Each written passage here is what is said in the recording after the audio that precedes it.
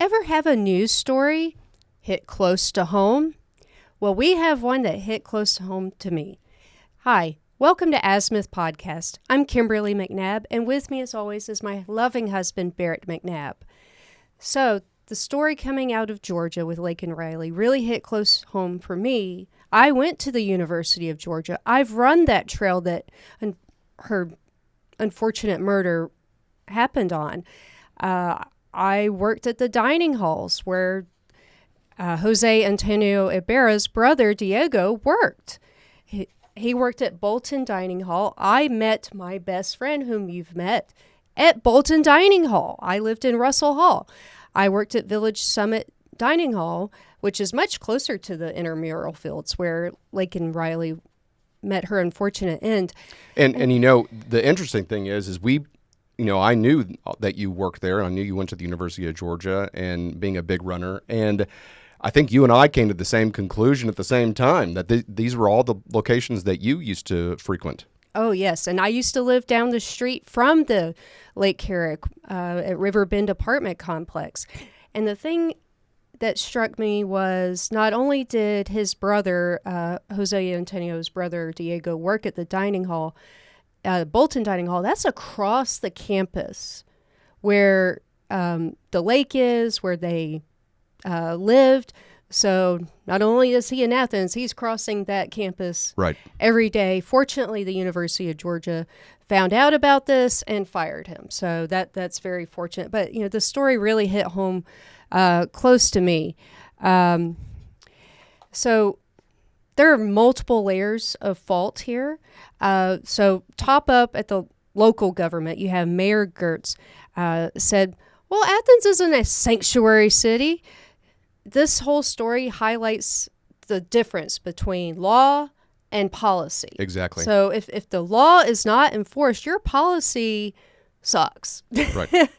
So people will run with either one, whether it's the law or policy. Yes, and they'll blame you for it. So he says, well, Georgia doesn't allow for cities to be sanctuary cities.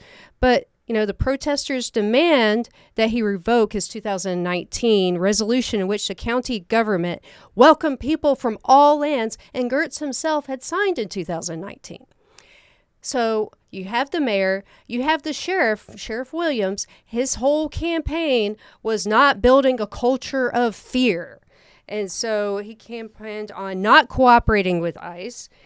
Building relationships is key. And if we're antagonizing them because they're undocumented, they're not likely to come to us. We won't be involved in rounding up people. Well, first of all, you're not ICE. That's not your job. And we won't be contributing to the culture of fear.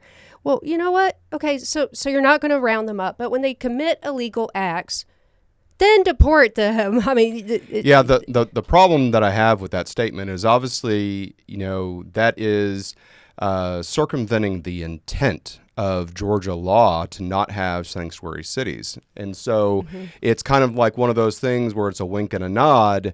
We're going to go ahead and have policies that are not written down in that we won't cooperate with ICE, or we'll make statements to say that we won't cooperate with ICE, when in effect what that does is it broadcasts that you are a sanctuary city by virtue of saying what you will not do. And so through exclusion, you're raising your hand and saying, hey, we're a sanctuary city. You're advertising, basically advertising, because again, people underestimate how much the rest of the world watches us so much more than we watch them. I mean, most of us can't point out some of these countries from which these illegal immigrants come from. On a map, they know where we are. They know our policies, regardless of whatever the law is. And they pay attention, and you're going to attract the worst of the worst. This is not the first thing he has done. He should have been arrested at least 3 other times. He was caught drinking and driving with a beer can in his hand with no license. If either one of us did this, we would be in jail. No question. He was out roaming the streets. And then he first passed through Texas, went up to New York, committed several acts up there, did not get arrested because of lack of space, came to Georgia, and committed other things, of course. And that's the problem, where you look at this as, is it a local problem? Is it a state problem? Is it a national problem? It's nested. It is the same problem no matter what level of government you go to. And by having these policies, even at the federal law limit, allowing people to come in and getting released, catch and release, it encourages this behavior. And unfortunately, this is part of the result of it. Well, every layer of law enforcement is, from federal to city, the sheriff, and let's not forget the DA. There's a Democratic DA in Athens, Georgia. She has removed herself from the case because she, quote, does not want to be involved for political gain. No, lady, it's because your record sucks. Right. Okay? So of all the criminal cases that have been brought to her, zero guilty verdicts. Zero. So, and also her office in 2023 chose not to prosecute 46% of the cases that it closed. In 2023, of the felonies charged under her leadership, 130 felonies were downgraded to misdemeanors, most of which only got probation. Felonies. Which just encourages more bad behavior. Yeah. So, if I still lived in Athens, I'd be afraid. And don't send your kids to school there. That's all I have to say about that. So we've covered the levels of fault at the local level. And we had ties into federal. Just yesterday. We had yesterday. Competing visits between President Biden and former President Trump. Biden went to a dog and pony show in Brownsville, Texas, where everything was nice and clean and cleaned up and sanitized, and he got to shake hands, but he couldn't help himself but bring in climate change into his speech. And called climate change deniers Neanderthals. Oh, they'll win you some votes. Yeah, of course, we weren't going to vote for you anyway, but just... But then you had Trump going to Eagles Pass, Texas, where the problem is, the nexus is, and the same location that we went to 2 weeks ago and did our first live stream. Mm-hmm. He had a different tech. The Border Patrol Association president, just absolutely lambasted President Biden and his policies. I can't believe it. I can't believe it. Well, Biden received a lot of criticism from the locals. They were like, well, the last time he came to the border was over a year ago. He went to El Paso. The visit only lasted 4 hours. And everything was cleaned up there and sanitized so that it was all nice and hunky-dory. And Eagles Pass is a much busier point than Brownsville. If you rank all the different crossing points along the border, Brownsville's number 29. So not super busy. It's far less busy now that Governor Abbott has, put the concertina wire and all of that. So he went to the 29th busiest place. Why else would he go there? Brownsville has a strong Democratic foothold. So he's going to have more allies there, and it's going to be a little more friendly. Right. Because, God forbid, any confrontation. And this visit was also on the same day that the White House started referring to illegal immigrants as newcomers. Okay, this reminds me of when I worked at Target and Macy's, and we would refer to customers, which sounds kind of bland and, obligatory, to guest. Right. They're our guests. Even George Carlin has a bit about this where he's talking about the evolution of language. Now, what he was talking about was shell shock, and so in World War I, it was called shell shock. In World War II, it was called combat fatigue. In Vietnam, it was post-traumatic stress disorder. And so it's the same thing. It's having nightmares from combat and things like that. But it was just slowly neutered. The language was neutered in order to fit a narrative. And so here we go. We have illegal aliens, illegal immigrants, migrants, and now newcomers. Can you imagine what George Carlin would say today? Yeah, he would have a lot of fun with that. Oh, he would have so much fun with everything. Oh, right. God bless him. So another interesting figure, Vivek Ramaswamy was not so crazy when he said we need to protect the northern border. And people laughed at him. People laughed at him when he said what? that. Is there a problem? Well, guess what? 3 Chinese got caught crossing the border in Maine. Yep. And here's the real kicker.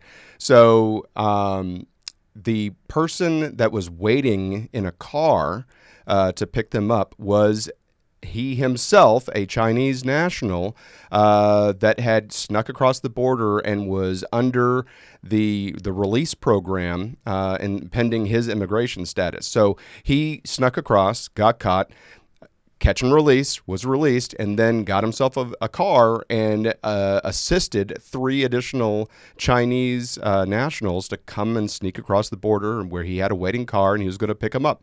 So, I mean, here is, again, we're seeing an influx of single Chinese men that are coming across the border.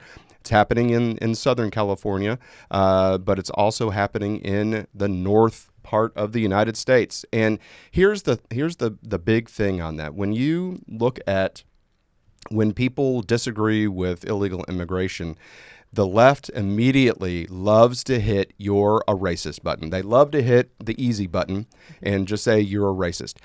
Cannot anybody see the security issue of people sneaking across the border, southern border, northern border? We're not talking about a specific race. We're talking about people that are hostile, a country that is hostile to the United States.